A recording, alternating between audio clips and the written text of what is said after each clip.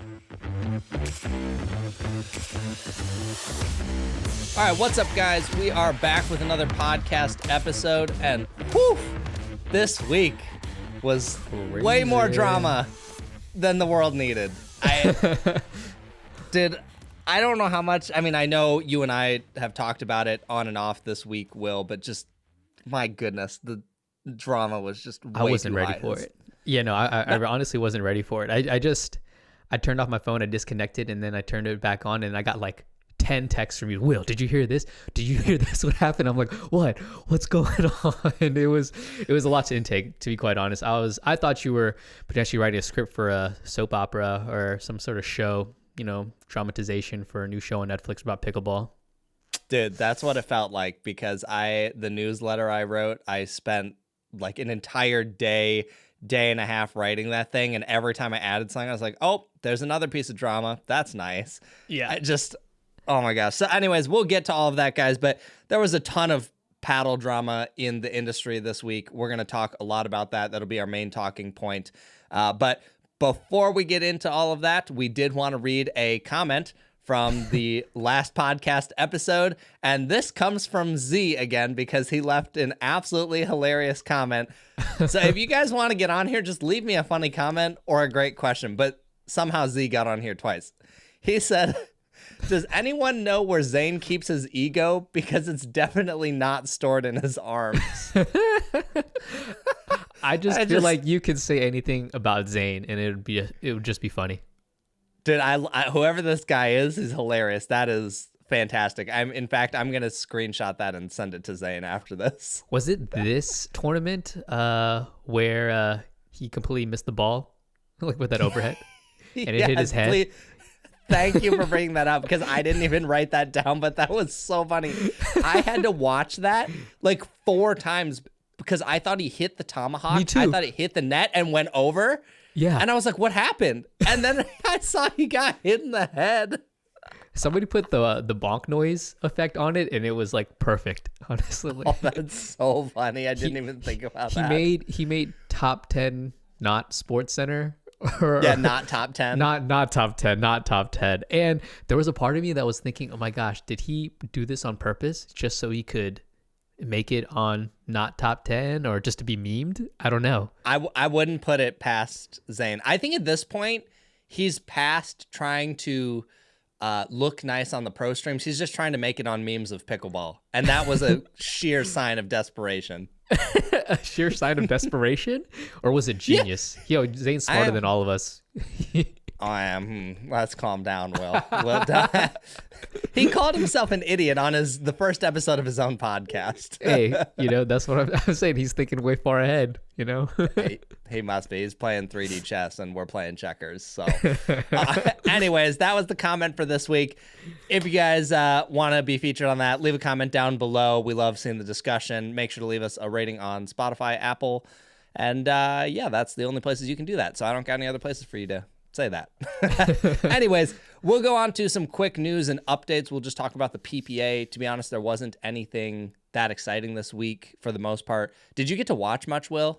No, I didn't get to watch that much. I was busy with my dog. And then I was also just playing pickleball because the weather was kind of nice here. And I felt like I haven't really played that much. So I was like, okay, watch or play. And I decided to play.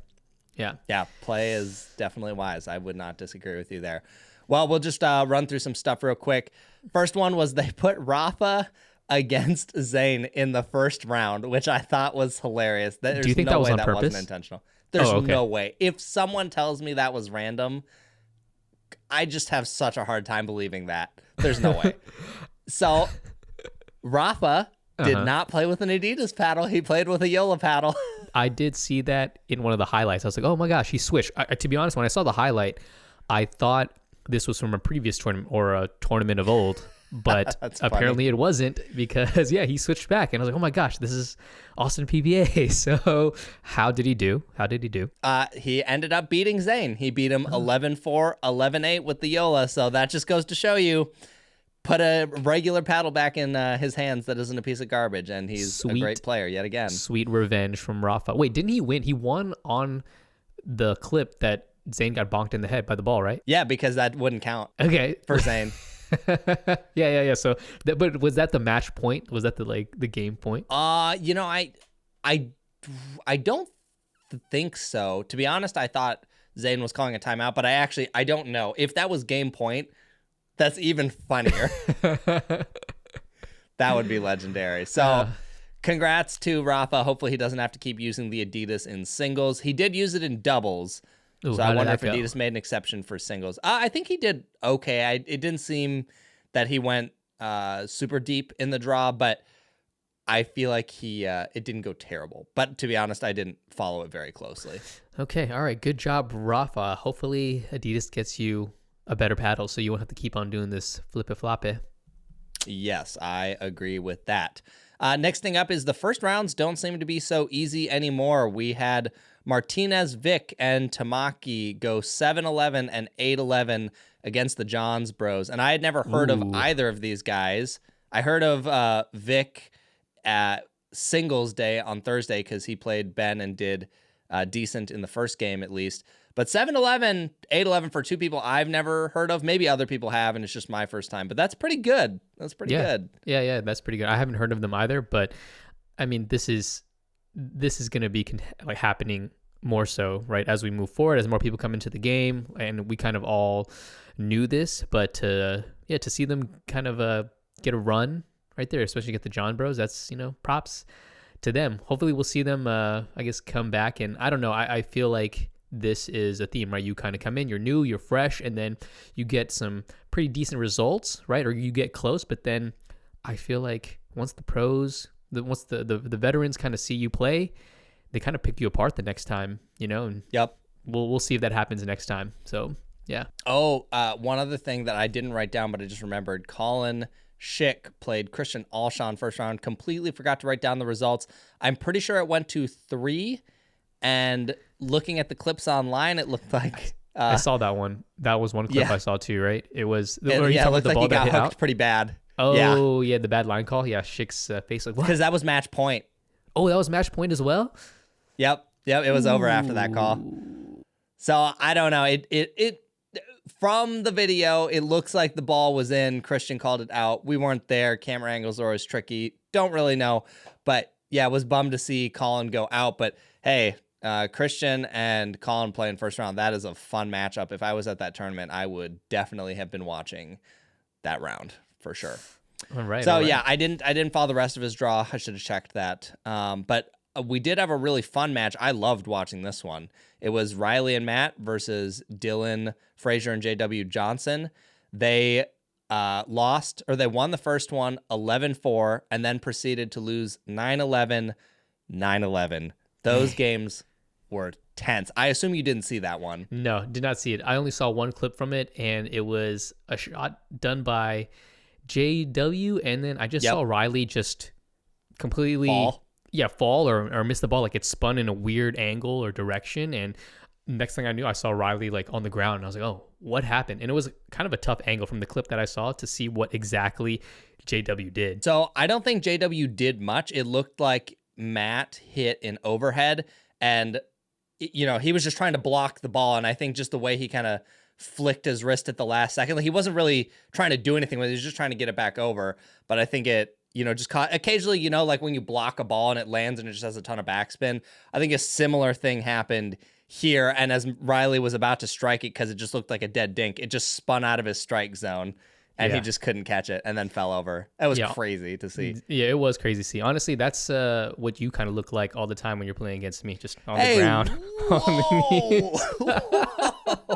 I am on the ground a lot when I play you, but hopefully not in the future. And hopefully not when we play together, I'm not on the ground. Okay, no, definitely not. But I will tell you to dive for a ball if, it's match point or whatnot. Maybe not even match point. I'm like, Chris, go. Hey, whoa, why me? Why not you? Because I have to block the ball back, because if they get it back, I'm probably a better, skilled player to get that next ball back over. You know what I'm saying? Debatable. You know what? Leave a comment down below, everyone. Who do you think should be the one to dive and who should be the one to block? Me or Will? Please let us know, because I'd love to know what the audience thinks. Okay, well, look, you've seen Chris's matches, especially with the Denim Demon. You see him sliding around and everything on the ground, and the man already knows how to do it. So why not, let him do what he does best, I'll take notes from the master. I'll get a lesson with Elise Jones. It'll be good. All right, I'm going to cruise through these really fast. Here were the results for the tournament. Men's doubles, obviously got the Johns Bros in first. Second, Matt Wright and Riley Newman. Third place, Dylan Frazier, J.W. Johnson. Mm-hmm. Men's singles, Ben Johns, Federico Staksrud. Congrats to him. He's been doing well lately. Yeah, he's crushing it. Yeah, he's definitely crushing it. Christian Alshon third. So I don't know if that's his first PPA podium. I think it is. So congrats to him on that. That's good stuff. Then we have Annalie Waters and Ben for gold in mixed. Anna Bright and James Ignatowicz in second. Really happy for them to make a championship Sunday and go against them. I believe they played to 4 games. So that's great. I'm excited to see the rest of their partnership. They looked very happy on court playing together. Yeah. Did you see those? I saw, I know. I just saw some clips, and I just saw the photos of James just like jumping around, taking everything. And yeah, no, it was some good highlights from them. Honestly, they were hyped. They were pumped. Like they should. Yeah, they were definitely pumped. I'm glad to see that. Just, I don't know. Good people. Third place, Georgia Johnson, J.W. Johnson. That's great for them. Women's doubles, Annalie Waters and Anna Bright first. Second place was Megan DeJean and Vivian David. That's a fun little mix-up. Yeah. Third place was Catherine Parento and Georgia Johnson. Was that their first time playing together? As far as I'm aware, I haven't seen them play together, so that might have been. Yeah, so that's good stuff. Women's singles, Annalie Waters, then Catherine, and then Elise Jones got third. I didn't even know she played singles. Did you? No, I didn't. But to be honest, there's a part of me that's not surprised, I guess. Just the way that she moves, she dives. I feel like she'd be a highlight reel, like for singles for sure. I would love to see some of those games. I'm going to see if I can find anything of her, like any highlights. Because she also beat Catherine 11-9, 11-9. And then in the bronze match, she beat Salome 11-9, 11-2. Wait. How did she beat Catherine if Catherine came in second place? Sorry. She played Catherine 2-9-11, 9-11. I see. So those Catherine were close won, matches. but Elise won. Yeah, they were really tight. So I went from never hearing anything about her playing singles. Suddenly she's almost beating Catherine, and then she beats Salome as well. That's crazy. No drama for the line calls or anything with Salome? I didn't hear anything, though. She had a hilarious comment. I wish I had a screenshot of this. Wait, I might put it in the video version. On Facebook, someone was talking on some post, I don't remember where. Basically, Salome commented, and someone said something to the effect of, dude, how on earth did you get your driver's license with how blind you are?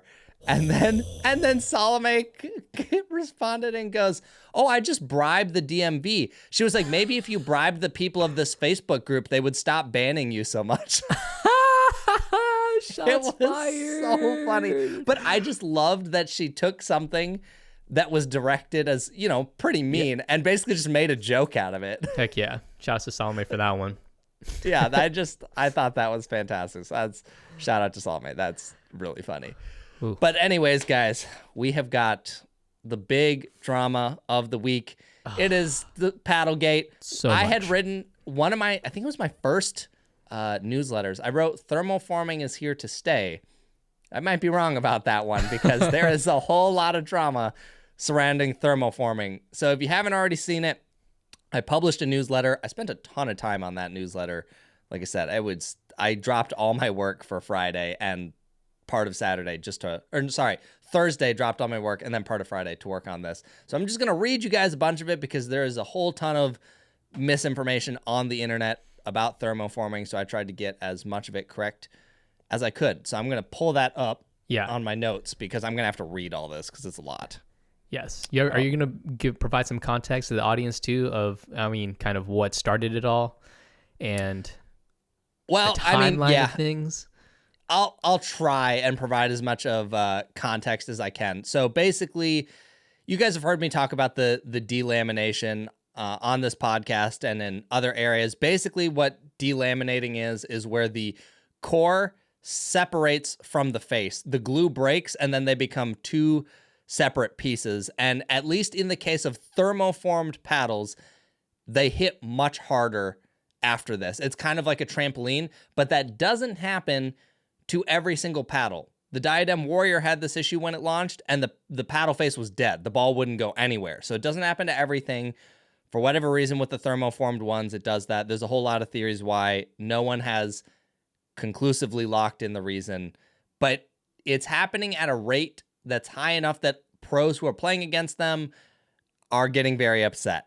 So we're going to kind of dive into all of that. But to start, Will, I assume you followed it when the carbon quote unquote ban was released. Yes, that was from the clip from DJ where he put out just a thing on the Pickle Pod with Zane and Thomas and from the Dink, and that just kind of blew up, and I just felt like things escalated rather quickly, led to some tweets from some pros, and it just kept on piling on. Why don't you go ahead and explain the rest of, I guess, the news?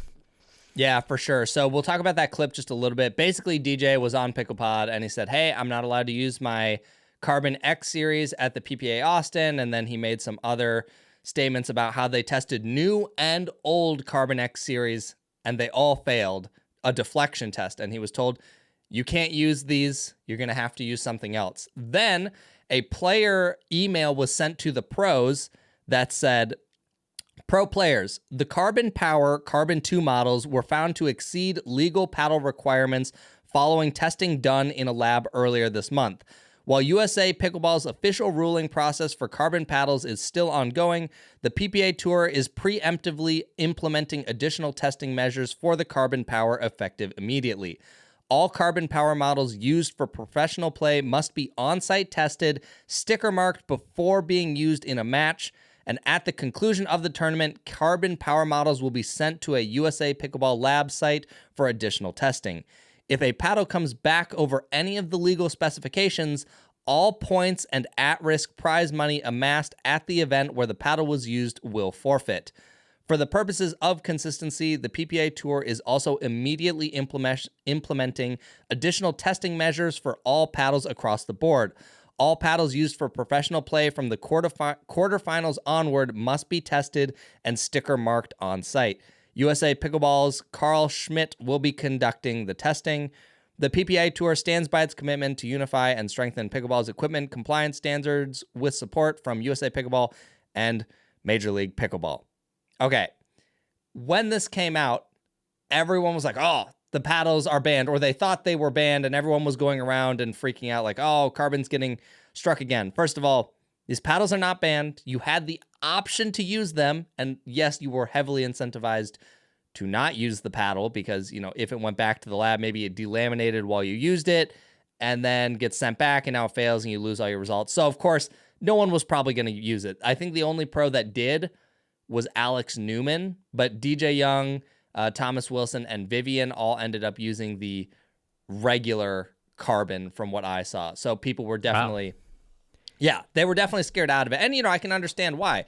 The paddles do delaminate at some point, and I wouldn't want to risk, my results, especially because Vivian made it to the gold medal match for women's. So I'd be worried too.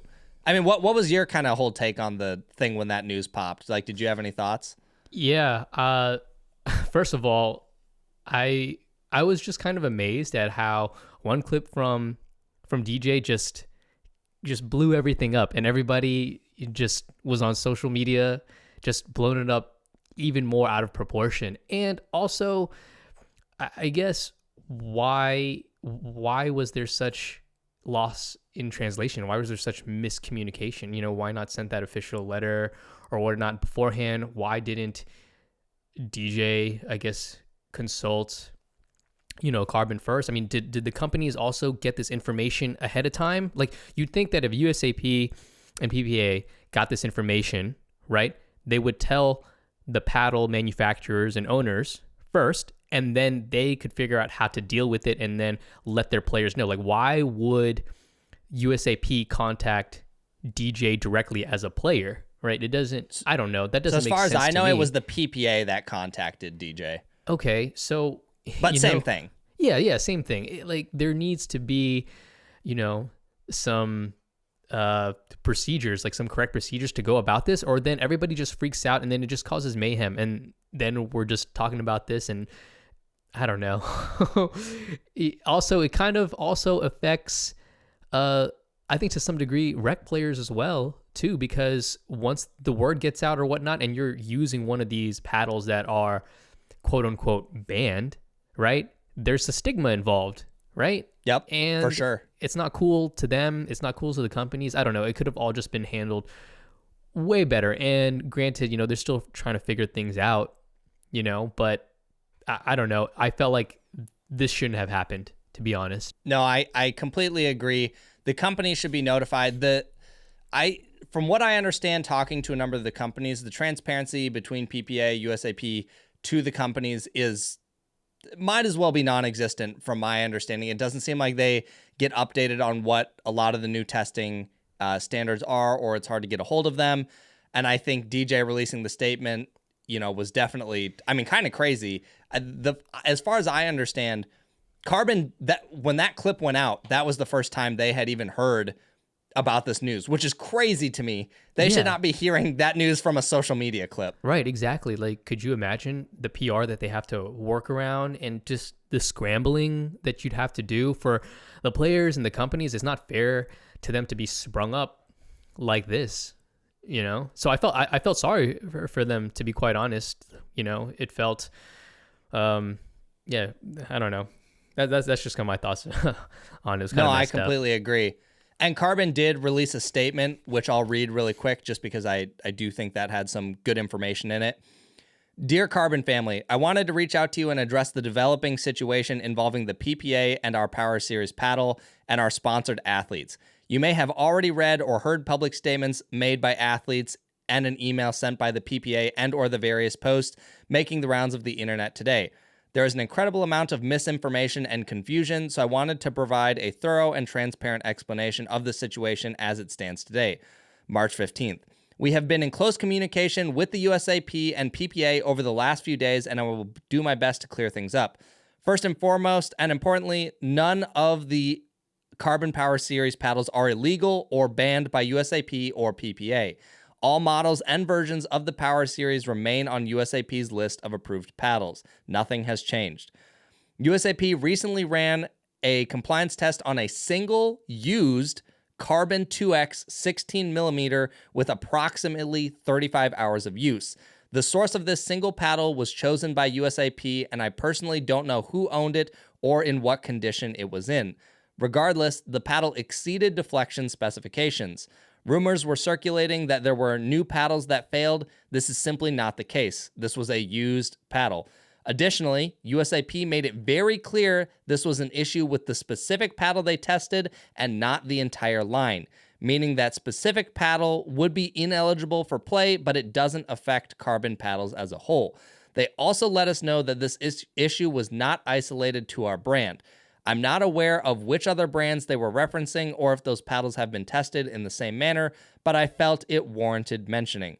While we can't control how people treat their paddles and what they do with them post-purchase, we will continue to strive to manufacture paddles that play consistently and last as long as possible. We are working with USAP engineers and our manufacturers to continue to improve. Additionally, our third-party quality assurance firm will increase the number of paddles inspected during each step of production. In this specific case, where our used Carbon 2X was out of compliance, USAP simply provided the data to the PPA, and it's up to them as owners of the tour to determine how to proceed on the data provided by USAP and their own internal discussions. PPA proactively decided on the following policy for the weekend's PPA tour stop, and then they read the email that I read you just a minute ago. Then they said, I've spoken to each of our sponsored pros and made sure they are aware of the above. Also, I made it clear we will support them no matter which paddle they choose to play with in Austin, given the extremely short notice. At this point, what I outlined above is all I definitely know. I'm confident that we'll be able to work everything out with the USAP and the PPA. The lines of communication are open, and we're doing what we can as a paddle brand to help them continue to improve the sport we all love so much. The sport of pickleball is booming, but there are still growing pains, and a lot is still being asked of USAP and PPA during this phase of extreme growth. They're trying to juggle so many complex challenges at once, and for the most part, I think they are moving in the right direction. And then I'm just going to skim this real quick because I don't think the rest of this is super relevant. It's the rest doesn't matter too much. That was way longer to read than I thought. Yeah. Is there a place on the PPA or USAP website where they put up these official kind of notices and newsworthy things to players in the community? So that's what they need, because I felt like shortly after that clip from DJ, or during the weekend, right? There was also the tweet from Ben Johns. And there's just a lot of assumption. He said, add the diamond. I believe he's referring to the 6-0. Add the diamond to the list of paddles with a surface that delaminates along with Carbon, Vatic, and Legacy Pro. And I don't know, why would you, single them out? Because all paddles can delaminate, and is it that big of an issue? And if it wasn't, because this thing got a hand, there was no official statement, and then Ben could have easily misinterpreted this and jumped the gun and put out that tweet, and then this just causes, a cascade of other issues and problems, right? And then to continue, his tweet says companies will continue to have no respect for the rules until they're actually penalized. I blame no players playing with what they're given, only the companies. But the thing is that these companies are almost just as much in the dark as the players are, and they're doing their best with what they have, and I think the problem still persists with the lack of transparency with the PPA and the USAP. Granted, they are working on things. I mean, obviously them kind of coming together is a step, I guess, somewhat in the right direction, right? Yep. But this, I don't know, this just made it worse, right? For sure. It was one of those things where once the information went out, everyone started speculating on what it could be, who it could be, what was involved, and it just kind of blew way out of proportion. And I know this, I think it's just normal human tendency to want to speculate so much, but this is why you just have to wait for more information sometimes. I understand in that DJ Young clip, and I agree, when I saw it, I thought, holy cow, this is crazy. Like, clearly you can't use these. These are probably going to be banned. He said new ones and used ones were failing. At least that's what he was told. But this is also probably a game of telephone, right? The paddle was tested by USAP, I'm assuming, was given that information to PPA. Someone at the PPA communicated that to DJ, and then DJ communicated that to everyone else. So clearly there was a lot of information lost in translation. If it was only one used Carbon 2X paddle that failed, and then that was given to PPA, and then somehow they told DJ that new and used ones failed, like, sometimes it's just why you got to wait for more information, because a giant storm was caused over something that I don't think needed to be. Right, exactly. It didn't need to be that big, or as big as it was, to be quite honest with you. It was, it was silly. That's kind of a mess. That definitely needs to be cleaned up. But yeah, that is what kind of started this whole mess and what prompted me to start writing all this. And so I basically, in my newsletter, I wrote a bunch of different facts. So fact 1 was carbon paddles are not banned. The second fact was delamination does not happen to every paddle or company. What is starting to happen is a lot of people believe Vatic Pro, 6-0, Legacy, Carbon, because those are the ones that kind of started all this ruckus, they're assuming, every single one of them delaminates. And I personally have seen one from every single one of those companies delaminate, but just because it has happened doesn't mean it happens every time. I know people with a Legacy that have been using it for months. It's not delaminated. Same thing with a Carbon, same thing with a Vatic. But there's also another group of people like myself who have had these paddles delaminate. Like, you've had a couple now, right, Will? Yeah, I've had a few delaminate as well.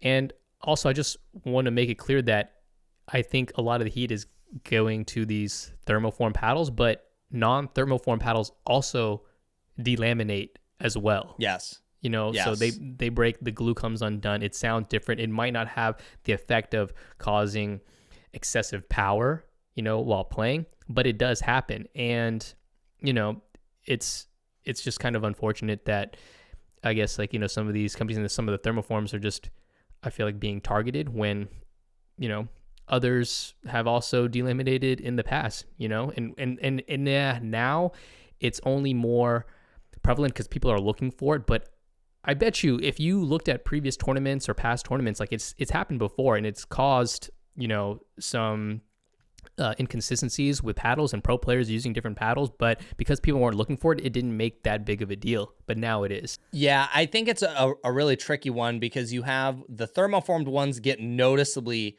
hit harder. The Vatic that recently delaminated on me, I was like, holy crap, this thing hits like an absolute rocket. And same thing with my brother's Legacy he's been using. It's insane the amount of power these things have. I can't express to people until you hit one of these that's this delaminated how hard it hits. When a ball goes up for an overhead, I just turn around because I know there's absolutely no way I'm getting that ball back. It's a night and day difference between a regular one and a delaminated one. But what I'd love to know is paddles as they get used more, I'm willing to bet that even if they don't necessarily delaminate, we're going to take thermoformed out of the equation here. I bet you that some of them probably would fail the deflection test later on, but they just don't happen to have the same effect. Essentially what you said, where they're not hitting as hard, but they may be failing the test. So I feel that should be looked at. The only reason we're not is because people haven't complained about it. Pros were complaining about some of the carbon pros that were, hitting way harder. I remember hearing about it pretty early on, and I was just like, oh yeah, these hit harder. And then it started getting way out of hand, obviously with the delamination. Mm-hmm. I mean, it's going to happen, there's going to be more instances of it, and I'll be curious to see how PPA and USAP handle it, how the players handle it, how the companies handle it.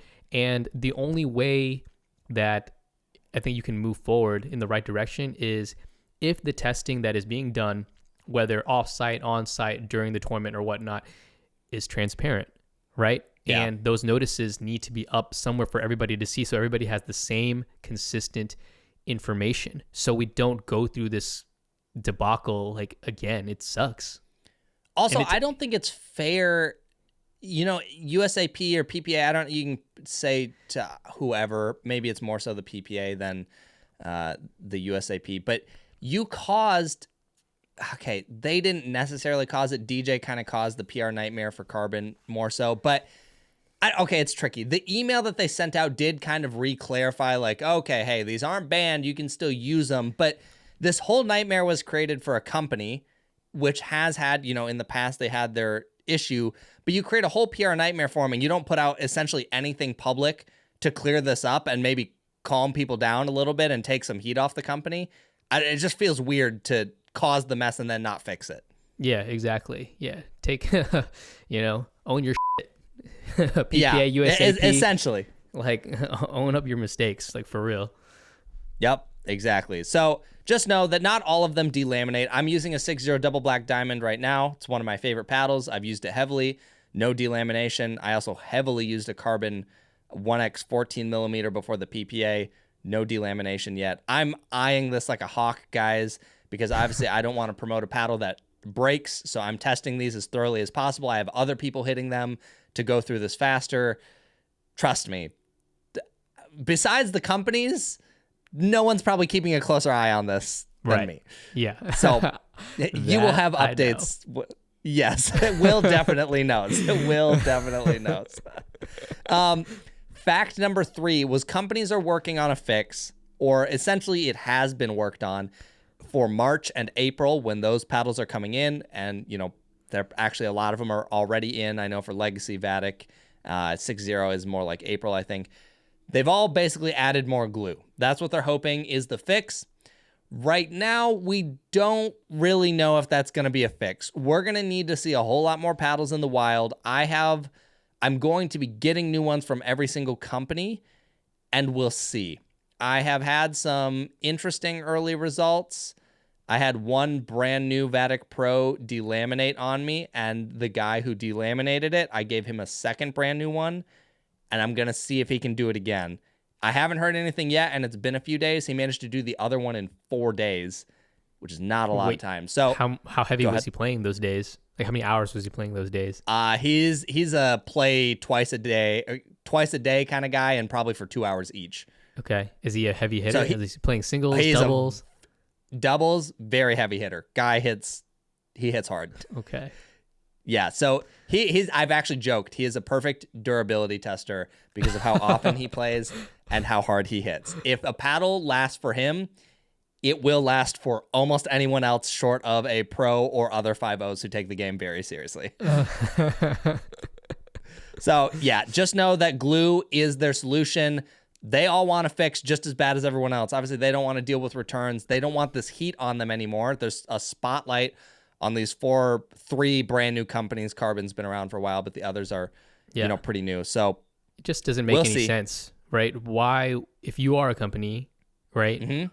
Why would you try and make something that goes out of spec or breaks the rules? It's not good for you and your company in the long run, right? And these business owners and these companies have to know that. So I don't think any company intentionally does that, right? And well, I do think there probably are companies that are bending the rules a little bit. How heavily, I don't know. I think that if you ask me that personally, I do think that happens. But where I flip the switch a little bit is I'm going to use the three companies. We'll take Carbon out of the equation for now because they have some pros. Let's talk about Vatic Pro, 6-0, and Legacy. They really don't have any pros until very recently. So let's see. They launched in the fall of last year, most of them. So they've been around for a little bit. They've essentially had no pros until recently. Some of them, like the Hunter Johnson and Yates Johnson, they have started using the 6-0. Spencer Smith is using a Vatic Pro. Like they're making their rounds now. But until recently, they didn't have pros. Most of them don't have money for pros.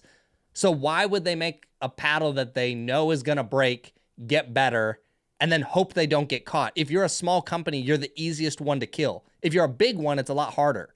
Yeah, I agree with that. So I don't know. I just think the assumption that these companies all did it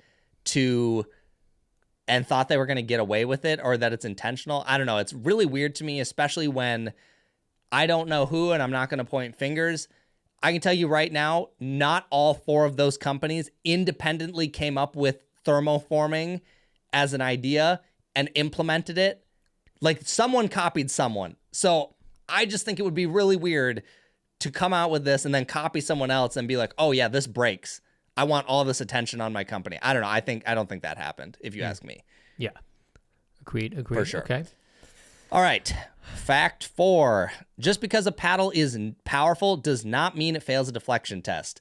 After this, everyone started going up in arms and they were like, oh, well, the power air, it's too powerful. 002, black ace. Like, I bet those are delaminated, or I bet those fail a deflection test. No way. Oh my gosh, guys. Does somebody actually say that? Who's saying that? All over the internet. It's ridiculous. Are you serious?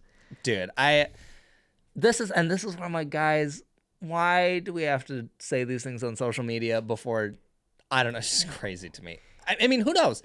Maybe we could find out, but I just think it's silly now that we're going, oh, a paddle hits X hard, they should just be banned, or that has to be illegal. That's just silly. Yo, these people are stupid. These people out here making those posts are idiots. I'm not going to lie. I did think some of those posts were pretty stupid. So oh my gosh. I'm going to give you guys some examples really quick. So the USAP test that they do essentially has this kind of what looks like a hydraulic drill or press, and it presses into the center of a paddle. This is their deflection test. It applies about 6 pounds of pressure to the center of the paddle, and it pushes into it, and it's not allowed to deflect or bend inwards past a certain amount. We're going to come back to that in a minute. Okay. But I wanted people to know what that is. So I wrote, you can achieve power in many ways, and that doesn't have to include a high deflection number. So the more the paddle deflects in theory, the more it can sink in, the harder it rebounds off, or at least that's what people are correlating lately. So the example I gave is, let's use a pillow as an example. If you had someone hold a pillow and you threw a ball at it, do you think the ball would rebound very far? And I said, no, it would sink in and drop because it's a pillow. Now, if you were to press into the center of that pillow with your hand, you could make the center bend very heavily because it's a pillow and it's squishy. So this means it has high deflection. You can go push very far into it, but it has low amounts of power. And then I said, Interesting. well, what if you had a big concrete wall and threw a ball at it? The ball is going to come flying off the wall when you throw it at it, and the harder you throw, the harder the ball comes back. And this is an example of low deflection and high power. So just because a paddle deflects more doesn't guarantee it's going to have more power. I see. Did you have any thoughts on that?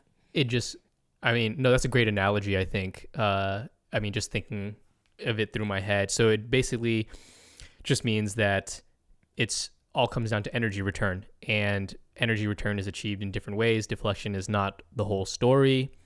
Yep. Okay. I just don't know. I guess I don't know enough about paddles and materials to know what causes one paddle to be more powerful than the other, or what combination of traits or attributes causes one paddle to be more powerful than the other. And if it fails deflection, right? Is there possibly a way for a paddle to have like no deflection and absurd amount of power, right? Like what's the best combination? I mean, best combination is probably very subjective, but I think you could have a lot of things that are very stiff and would, be super low on a deflection test, but hit very hard. Let's take my brother's concrete paddle. That would pass a deflection test, no problem. And it can achieve power because it's super solid and very heavy. The problem is you, as a person, can't swing it very hard. If you could swing it as hard as a regular paddle, you'd have a ton of power. The thing is stiff as a rock, and it has so much mass behind it that it's just going to clobber the ball. So, more mass in the head. We obviously know that you get more plow through on the ball, and then different materials, might let it sink in and act like a trampoline. I think someone also gave this as a great example. Yeah. Think of like a drum, right?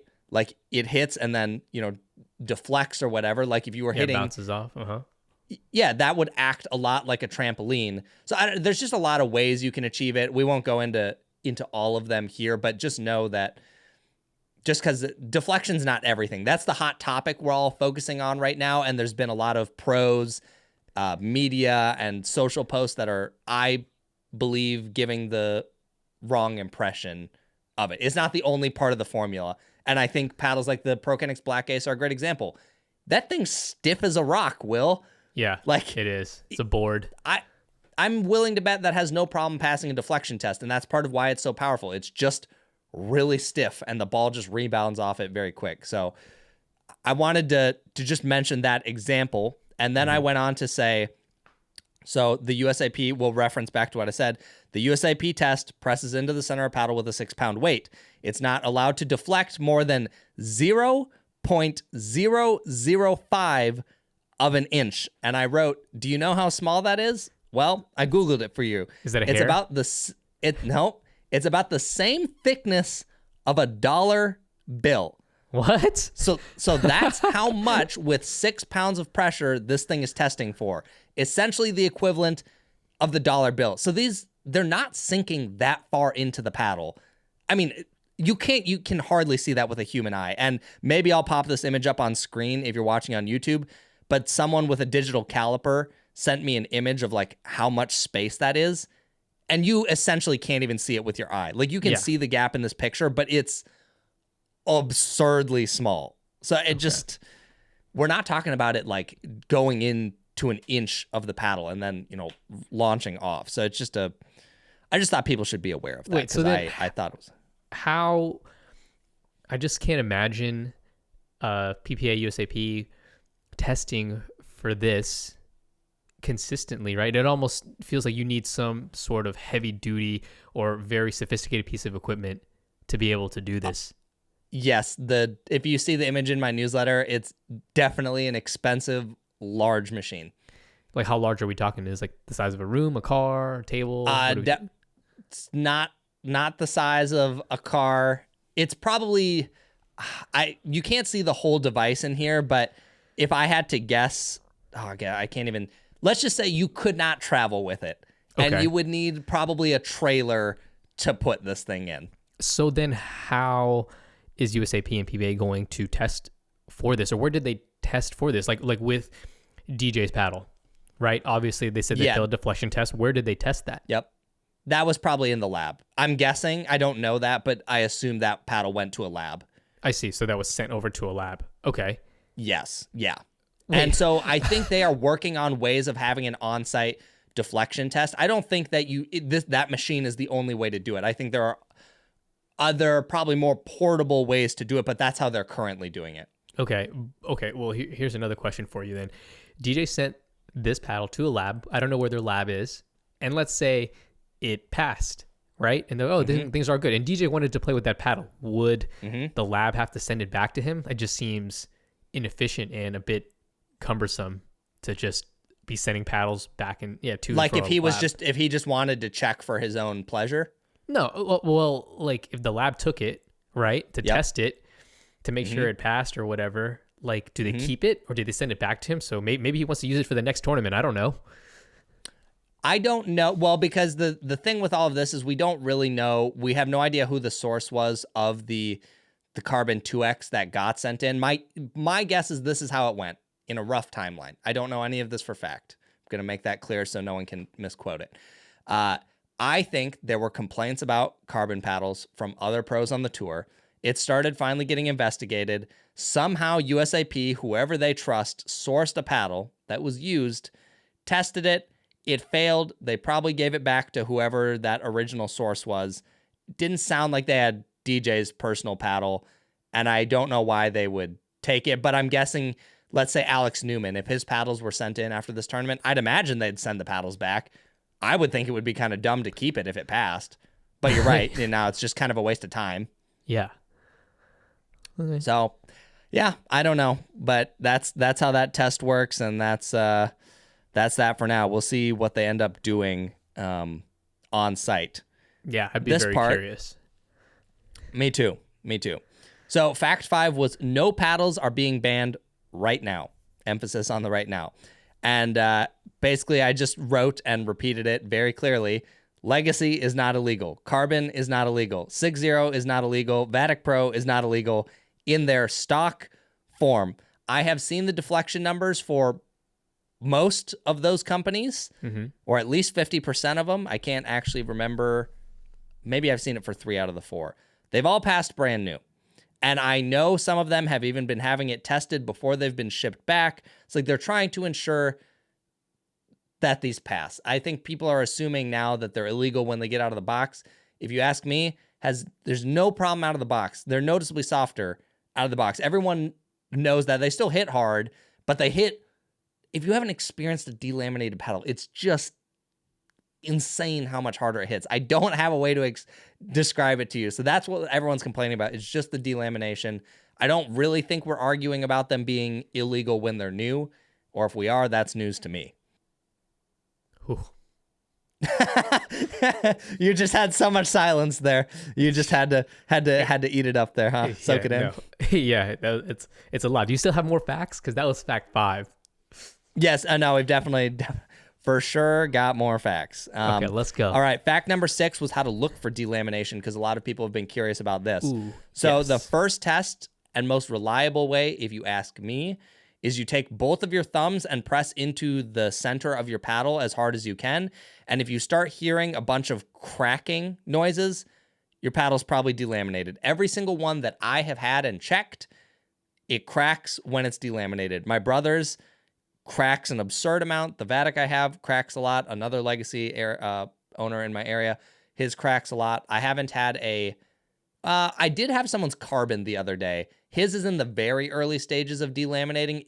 It would crack a very, very small amount where you could kind of hear it, but it wasn't like these other ones where it just sounds like you're shattering something, essentially. Yeah. It sounds very broken on the inside. Right. I think when you hit it, there's this also a weird ting feeling or sound as well when you hit the ball, and sometimes it's not perceptible because if you're playing or whatnot, you're kind of focused on the game, and then the ball is loud itself, so it's kind of hard to tell, but you might feel it. If you're looking for it, you might feel it, and you might know, and then I think that's a good time for you to do the press with your thumbs test.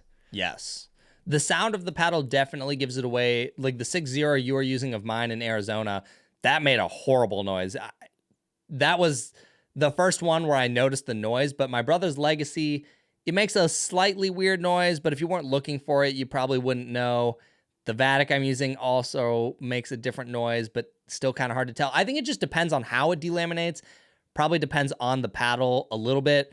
So I would say the order goes thumb test first, sound. The sound might give it away, and then you do the thumb test. And then lastly, the order for me is that the paddle also hits really hard. Okay. That will be a dead giveaway too, because wait. you. You're not saying that I've just, upped my level by at least like 0.5 or something, and now I can just hit super hard without training. I bet that's what some of these people think. They're going to be really sad when they find out it's the paddle.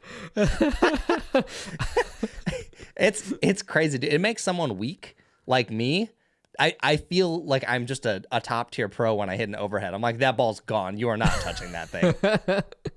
Honestly, I should take one of them out with my radar gun and clock some shots, like a stock one and a broken one, because it's got to be so fast. Do you really think it's that much? I don't know. I feel like it's not more than like an extra 5 miles per hour. I think it is. To me, when I'm hitting it, it feels 30 to 50% faster. Wow. Okay. I'd be curious to see the results of that. Here's what I would be curious to know. Let's say you hit it 60 miles an hour. We probably aren't talking about hitting this wiffle ball in all reality at 90 miles an hour all of a sudden, but whatever the speed increase is, it's enough to where you don't experience that speed in normal pickleball play. Okay. It just, oh man, I don't know. I'm going to try and do that what you said. All right. I'm just going to read some statements really quick here, because this is also what kind of sent the world up in drama. You already kind of talked about this, but I'm just going to read it again so everyone has some context. Yep. Ben Johns tweeted on Twitter, add the Diamond to the list of paddles with a surface that delaminates along with the Carbon, Vatic Pro, and Legacy. Companies will continue to have no respect for the rules until they're actually penalized. I blame no players playing with what they're given, only the companies. And no, before anyone asks, I haven't lost a single match to one of these types of paddles. I feel strongly about respecting the rules, and I feel bad for any pro playing fair that has lost and feels like they competed on an uneven playing field. So, of course, the Dink reposts that, and then the companies started getting involved. Yeah. And this is where things got kind of juicy. Vatic Pro responds, the statements made by Ben Johns on Twitter are baseless and unfounded, and we feel that it is important to correct the record. First and foremost, Vatic Pro has held the utmost respect for USAP, with only approved paddles ever being used in tournaments, meaning they complied with all regulations. Our company has always operated with the utmost integrity and transparency, and we take great pride in our high standards and in all business dealings. Furthermore, the allegations made against Vatic Pro are without merit. Who has been to say the companies have no respect when he has never taken the time to discuss these issues with anyone from the other parties? Delamination is an unforeseen side effect of the manufacturing process, and it has been rapidly addressed in our redesigned paddles. To say that we are purposefully creating illegal paddles is completely false. It's clear that these accusations damage our reputations and undermine our business. We take these allegations very seriously. Right. Do you have any thoughts on that? I mean, Vatic, you had to call him out on that, to be quite honest. And I don't know, I agree with Vatic on that. Like, I mean, why would you go out and say that when you don't have, all the information, or you're not, giving all the information? If you have information that we as the public don't have, right? Yep. And not talking to them. I mean, I don't know. Those are all valid points from Vatic. I felt like, totally. No, I thought. The gun. Yeah, I think definitely jumped the gun a little bit. I understand. Here's the thing. We know there have been delaminated paddles on the tour. We have rumors that some pros were purposely delaminating their paddles through the use of a lacrosse ball or a mallet. Yeah, supposedly. How does that work? I don't know. I haven't tried this yet. Maybe I should try it. Like a rubber mallet, and you just hit the center. Essentially, you would be taking what the effect of doing it by playing was, but you're speeding it up because it's a heavier rubber mallet and you can break it quicker. I don't know that for fact, but that has been alleged many, many times. So next, 6-0 decided to comment, and they said, As the engineer behind the simple idea to add a carbon seam around the edge of a paddle to improve quality and performance, I find Ben John's comments disheartening, unfounded, and plain disrespectful. 6-0 has the aim to develop quality and performance paddles. Any player or person can alter a paddle and delaminate the surface across any type of paddle or company. We certainly do not condone that behavior. We cannot control the behavior, but hope it is stamped out of the game by governing bodies. On the same day the carbon crisis was announced, our new 14mm double black diamond was approved by the USA Pickleball. To suggest companies are intentionally designing paddles to break rules is simply wrong. We do not wish to deal with defects or warranties. As a fan of Ben Johns, I am disappointed by his comments today. He has disrespected not only 6-0, but also the player, Martinez, who used a double black diamond paddle that was tested by the USA Pickleball rep at the PPA immediately prior to the match. In closing, it seems some pro players are intentionally trying to influence the PPA and USA Pickleball to shut down up-and-coming new brands that are investing in the sport of pickleball with the simple, well-intended aim of improving the sport for the future. I hope this intimidation will stop. People can be nice, and the sport of pickleball can move on as a happy family. I'm happy to talk to anybody on our company's integrity and paddle technology anytime, including Mr. Johns. All the best. And then there were follow-up images by Ben Johns where he actually did talk to 6-0, and I think he messaged back and forth with Vatic as well, but 6-0 is what I remember for sure. They had some discussions, and it seemed like Ben was a little more, I don't want to say reasonable, but yeah, he was basically just like, okay, we have some more information. And this is yet again another thing of like, it's just difficult to go out and assume everyone has this ill intent without actually talking to these people. Yeah, for real. I just think it's very messy. I've talked to all four of the companies very extensively, and I always go in a skeptic. I am sure that some of these companies have not liked me because I was talking about the delamination. I know that has certainly not been something that these companies have loved me talking about, and I've gotten to know them well enough to get a good feel for them. Like, you know, I feel all these people out, and you can kind of tell which ones are more fake or lying or, you know, trying to cheat the system. And I personally don't get that vibe from any of them. Now, I can't say that that is 100% the case, but I personally do not believe that to be the case. I think these people just tried to launch a pickleball company with a good product, and they did it cheaply or cheaper than the rest of the market. And I personally think that's upsetting some of the other companies. And obviously the delamination is upsetting pros, which gives a lot of incentive to try and shut these companies down. Dang, that's a big conspiracy you're touting there, Chris. Yeah, that is definitely, and that's purely my opinion, just so people know I'm not stating that as a fact. But I don't know, man. If I was some other companies, I'd probably be pretty upset that my market share was being stolen by a paddle that performs well and is cheaper. So we will see. But yeah, that's pretty much all I had. I had a couple other opinions in there. I guess I'll just talk about this one really quickly. People were saying, why carbon? Why is it carbon that's being targeted? You've still got the other three companies. And if you ask me, carbon is probably just the easiest one to start with. They have more pros on the PPA tour that are relevant. Thomas Wilson, Vivian David, DJ Young, Alex Newman. They had the drama last year. You know, some of the pros that people were complaining about with delaminated paddles were on Team Carbon. So I just think it was the easiest one to start with out of all the other ones. Legacy wasn't in that many pros' hands. Same with 6-0 and Vatic. So why are you going to go after them when you don't have that much information? However, I imagine they're being looked into because a lot of the pros are complaining about those other paddles. Obviously, Ben did, and other pros were complaining about that before. I'd talked to many of them. They hated playing against them too. But I personally think that's why Carbon was first. Do you have any thought on that?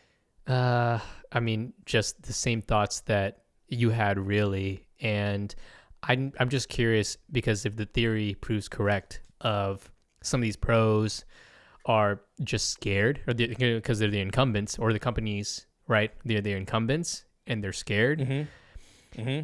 Would you?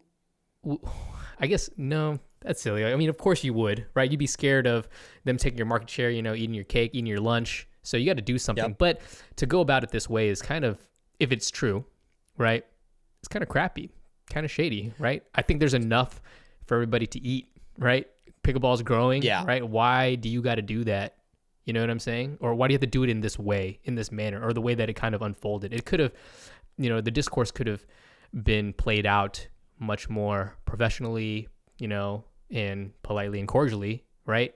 Yeah. Like the fact that it had to go out this way, and then for, I guess, the companies have to have a tweet conversation or whatever, however they talked and posted up just to cover their bases. It's just kind of, I don't know, it just screams immature to me. Yes. And I don't know if you feel that way, and that kind of annoys me, right? Yeah. No, I completely agree. I just think the sport is in such a young stage that there's a lot of things that are probably not being handled in the best way. There's not a lot of media training and how to talk, and people's emotions are getting wrapped up. You've got a lot of people who are just trying, they haven't necessarily run a lot of businesses. Maybe some of them have. They don't have background in how you should maybe handle allegations or stuff like this. So people are responding with a lot of emotion, right? I'm sure that's what happened with Ben. He just felt, I'm upset playing against these. Other pros are upset against it. Let me kind of talk about this. And then, of course, the companies are sometimes single people, maybe two people, and they're going to get, wrapped up and they're going to be angry. You're being called out for something that you don't feel is correct, which leads to a lot of drama. Yeah, I'm over it. Yeah, I would love if something new would come out, or maybe we just had some wholesome news in pickleball. But I think at the end of the day, we can all agree delamination needs to go. If you've played against one, I don't have to tell you why. You understand. It's not fun to play against. I think we all want that out of the sport. I don't think that thermoforming is purely the reason paddles delaminate.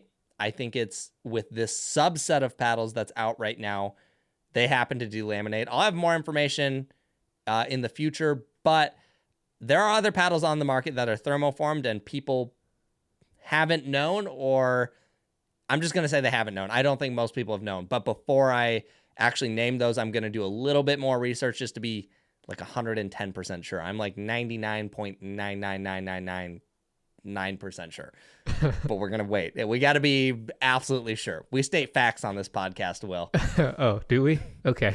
Yes. Well, the only fact that I know to. for sure is that you're 3-5 at best. All right, let's go. But see, I don't know if that's a fact anymore, Will. I don't know if that's a fact.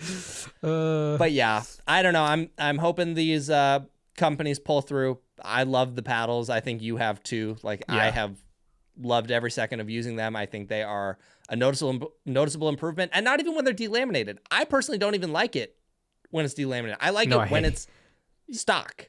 Yep, same. But this might be an interesting point of conversation. Oh, also, I'm going to say this real quick, guys. I think I'm going to hold off on reviewing the thermoformed paddles until things cool off, because I love these paddles, guys. I actually don't think I haven't liked any of them. The Legacy was hard for me to use, but I think it was still objectively a nice paddle. I like all of them, but I don't want to review them. And then if they get banned or there's more controversy, I just don't want to encourage people to buy something that we don't have more information on. I'm not saying you shouldn't go buy it. I would love to get these reviews out. You guys are asking me all the time, but I feel uncomfortable promoting something that I don't know the certainty of. So you're probably not going to see those for a little bit, and I'm going to work on some other reviews. Just a heads up. Fair point. Fair enough. Yeah. Are you going to give the people what they want, or what are you going to do, Will? Yeah, I'm going to give people what they want. I need to get these edits out. So you might see those reviews from me. I'm not taking Chris's route. So yeah, I'm just Will these just out. wants my affiliate sales. Yes. He's after my money now too. What comes after that? What else are you going to take from me? I don't know. There's nothing else I want, to be honest. Oh, that's good. I'm glad you don't want my pride. Maybe your pride. I don't want that pride as much as you lose to me. I can't believe. I don't know. I wouldn't want that. Shoot, that's not pride. That's shame. The shame. Yeah, there's definitely some shame in that. Hopefully, the next time we play, the score line's a little better. Okay, it probably will be. Though actually, the only other thing I might want is probably your melon hats. I think that's probably it though. Yeah. Dude, okay, we'll just go off a little side tangent here. Patrick is between you and me now. He has What do you 6 mean? melon hats. What? He bought another one. He's a fiend. Oh my gosh. So for the people, I have 5 melon hats. Curse you, Will. Will bought me the first one, and then I was like, holy crap, these hats are amazing. I love this thing. So then I was like, well, I want a couple extras. So, like if I play pickleball and I get some sweat stains and I don't feel like cleaning it, I have another one to put on. And then I was like, but I also kind of want some that I don't play pickleball in, so it's always clean and I can go out of the house with it. And so I ended up with 5. And then my brother went even more extreme than me. And then Will has 7. Yeah. Well, it is what it is. Will, the picture of consumerism in America. But I don't think you had to pay for all of those, right? No, I paid for 4 of them, and then 3 of them Melon sent to me. Oh, so Melon gave you 3. Okay. Yeah, that's nice. And just for some of you guys out there, my code unfortunately no longer works with Melon. Yes. So I apologize. Yes. We're working on it. So if we do get a new code, off. Yeah, if we do get a new code or something, or some other partnership opens up, you'll be the first to know. Yep. Yes, we'll definitely be the first to know. Will, I don't know. Do you have much else to say on the topic, or anything else that just might be interesting about pickleball? Maybe something more lighthearted? Let's see. Anything more lighthearted? Not right now that I can think of. I did see a post. I forgot who it was by, but I saw a post of some people playing in Nairobi, like pickleball. In where? Nairobi, Kenya. I don't even know where that is. Nairobi, Kenya. I'm pretty sure. Let me make sure. My geography is pretty poor, guys. I'm sorry. Yeah, mine is definitely poor. I was like, yes, Nairobi. Almost is the capital expecting of to Kenya. get roasted there. Oh, well, that's cool. No, that was cool. I forgot who posted it, but I saw a photo of it, and yeah, they're playing out there, and I was like, oh, this is cool. Like just seeing pickleball being played around the world and just being opened up. Also, I had a new account. I can't quite remember, but it was pickleball played on the island of the Philippines. It was like a new account. They started following me. I checked them out. They had a few posts, and it looks like pickleball is being played over there as well, and love to see it. Yeah, that's sweet. You love to see pickleball growing internationally. Gotta spread the love of this sport, man. Yeah, for sure. All right, but I think that's it, man. That was an intense news heavy weekend of pickleball drama. Dude, I hope it cools off. Now we have MLP next week, so who knows? And I hear rumors. I don't know for a fact that there's going to be some possibly more testing there, so we might have even more drama next week. Woo! Okay, woo, drama. Real Hopefully, fun. Try to keep it on. Not. Yeah, shoot. Try to keep it on the court though, without when I say like the play on the court, not necessarily the paddles. Yeah. I'm not gonna lie to you. I'm sick and tired of hearing about the paddle drama. I'm not gonna lie to you. So, would you just drama in general, or just paddle drama? Like, do you want? Okay, I'm not saying you want, but would you prefer if it was like people drama? I guess so, but it have to be like on-court rivalries or Sure, stuff not like that. bad No, I stuff. don't want Like stuff bad that is drama. entertaining. Right, exactly. Like competitive Sure. drama, storylines, that Sure. kind of thing. That's what I want. Hey, we do want that. We definitely and I think it's starting to get better. I mean, the partnerships or just the level of play has really increased a lot, or at the very least the score lines seem to be getting closer and closer, which is definitely exciting. Yeah, looking forward to MLP. Always looking forward to MLP. Ooh. Same. Can't wait to see that. We will definitely be keeping our eye on that for next week. But yeah, that's pretty much all we got, guys. So if you wouldn't mind giving us a rating on Spotify or Apple Podcasts, or just leaving a comment down below and letting us know what you thought of the episode, do that. And if you guys want to stay up to date on anything that I'm doing, I'm trying to do a weekly newsletter that comes out on Fridays, mostly to do with paddles, just because that's what I talk about. And that's also where I released this newsletter. So if you want to stay up to date with that, I'll leave a link in the description where you can sign up for the newsletter, or if you just go to thepickleballstudio.com and scroll down, there's a sign up right there. Pickleball Will, you can look him up on all the socials, Instagram, YouTube, all the places. He does some pretty good content occasionally, though, Will, I think you kind of dug yourself a grave, because with all the 3-5 comments you make about me, I think some people are lashing out and they're like, Will might be a 5-0, but he's like a 3-5 content creator. This is true. Which is hilarious, because I'm sure people are being sarcastic, but I'm like, You can't even really make that joke. It doesn't really work because you make good content. Yeah, it's just not, the volume just isn't there, you know? Yeah, hey, but it's getting better. You started to crank out a lot more videos. I'm trying, and it's slowly but surely, you know? But Yeah. It's all good. People be saying that. I mean, honestly, I don't really care. I'm here to enjoy the journey of making content and pickleball. And I tell people all the time, I'm exactly where I need to be. And, you know, as long as I'm on an upward trajectory and having fun doing it, you know, it's a good time. And honestly, I think I've mentioned this before, but I just enjoy making content, not necessarily for myself, but like for other people, like with you guys. Like I love doing stuff with you, doing stuff with Shay, Kyle. I mean, I think in Kyle's latest like how to play pickleball video, I'm in there, and then Shay's like 1 day to like 1,000 days of pickleball, I'm in there as well. And you know, helping those guys and helping you guys out, that is a lot of fun and brings a lot of joy for me. So I mean, if that's how I make content, that's how I make content. And I mean, haters be damned.